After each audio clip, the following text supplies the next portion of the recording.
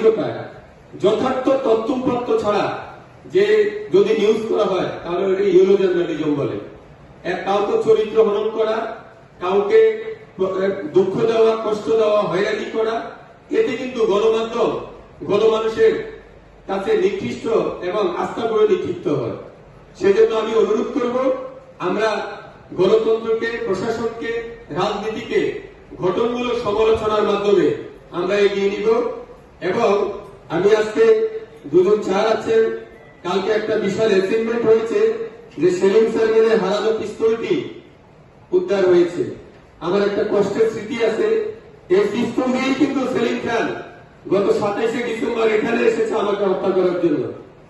আমি প্রেস ক্লাবের প্রেসিডেন্ট প্রার্থী ছিলাম, উনি আমাকে ঠেক দেওয়ার জন্য যখন ওনার বিরুদ্ধে আমাদের পূর্বকার যে জেলা প্রশাসক অঞ্জনা খান মজলিস, ওনার প্রযুক্তি বিশ্ববিদ্যালয়ের দুর্নীতি, বালুমহল দুর্নীতি, টিপুনগর দুর্নীতি, নানান অপকর্ম নিয়ে কাজ করতেছিল, আমি ওনার পাশে ছিলাম।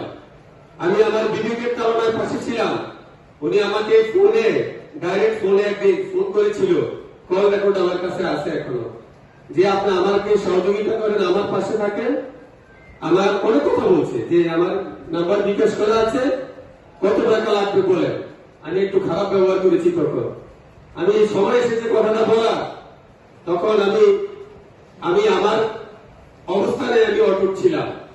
স্যার আমার প্রতি উনি আমাকে সভাপতি প্রার্থী হওয়ার পর আমাকে কিভাবে ঠেক দেওয়ার সর্বোচ্চ চেষ্টা করেছে। 27 তারিখ আমার ভোটের দিন, আমাদের নিজস্ব ভোটারদের মধ্যে কথাবার্তা চলছে, উনি 4-5-3-400 পোলাপাইন নিয়ে নিচে অবস্থান করে এই পিস্তল নিয়ে এখানে এসেছে। আমাকে এই লাইব্রেরি রুমে আমাকে আমার সহকর্মীরা ভিতরে রাইখা তালা মেরে রাখছে। আমি জানতাম না সে যে এত হুলস্থুল করলো। কিছুক্ষণ পর আমি বের হয়ে সব জানলাম। বলতে হয় এই কষ্টের কথা, যে পিস্তল, সে ওপেন পিস্তল তার হাতে ছিল, সেই পিস্তলের কারণে এই পিস্তল দিয়ে সে কিন্তু মারা গেছে। সৃষ্টিকর্তা ছাড় দেয়, ছেড়ে দেয় না। এই পিস্তলের 5 তারিখে তার গতিরোধ করছে যারা জনতা, ওই পিস্তল দিয়ে ফায়ার করছে, ওই পিস্তলের কারণেই সে মারা গেছে। সেই পিস্তলটি উদ্ধার হওয়ার পর আমি কালকে চোখের পানি জ্বললো আমার। এরপর আমার ওই দিনে নির্বাচন আর হয় নাই, 28 তারিখে আমাদের নির্বাচন হয়েছে। আল্লাহর রহমতে সবার দোয়া আমি প্রেসিডেন্ট হতে পেরেছি।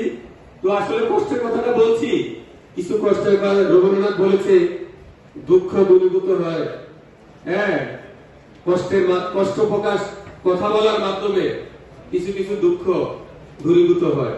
তো আসলে আমি অনেক সময় এই কথাগুলি বলার সুযোগ পাই নাই, বলতে পারি নাই। এখন মনে হয় বলার সুযোগ হয়েছে। তাও আজকে এই পত্রিকার কালকের এই ঘটনাটা দেখে আমার মনে হইল স্মৃতিচারণ করার বা বলার। আমি এটা নিয়ে লিখবো, যেহেতু আমি লেখালেখি করি, আমার ইচ্ছা আছে একটা লেখা বই লেখা। তো আমরা অশুভ শক্তির বিরুদ্ধে গণমাধ্যম কর্মী এবং রাষ্ট্রের যারা প্রশাসন যন্ত্র, রাজনীতিবিদ, সবাই উদ্দেশ্য একটা থাকতে হবে, মা মাটি দেশ, এই দেশকে আমরা আমাদের অভিষ্ট লক্ষ্যে পৌঁছে নিয়ে যাব। আমাদের এদেশে প্রতিটি মানুষ ক্ষুধা দারিদ্র মুক্ত দেশ গড়ে উঠবে, আর কোনো মানুষ না খেয়ে থাকবে না। এই চিন্তা চেতনা থেকে দুর্বৃত্ত দুর্নীতির বিরুদ্ধে আমাদেরকে লড়তে হবে। তার সাথে সাথে আমরা যারা গণমাধ্যম কর্মী, আমাদের মূল দ্বারা থাকতে হবে, আমরা যাতে লক্ষ্যচ্যুত না হই। আমি সবাইকে আবারও ধন্যবাদ জানিয়ে, আমার এই প্রেস ক্লাবে যারা এসেছেন সবাইকে ধন্যবাদ জানিয়ে, বিশেষ করে আজকে জেলা প্রশাসক মহোদয়, পুলিশ সুপার মহোদয়, অতিথিবৃন্দদেরকে আবারও ধন্যবাদ জানিয়ে আমার বক্তব্য আমি শেষ করছি। ধন্যবাদ শান্ত ভাই।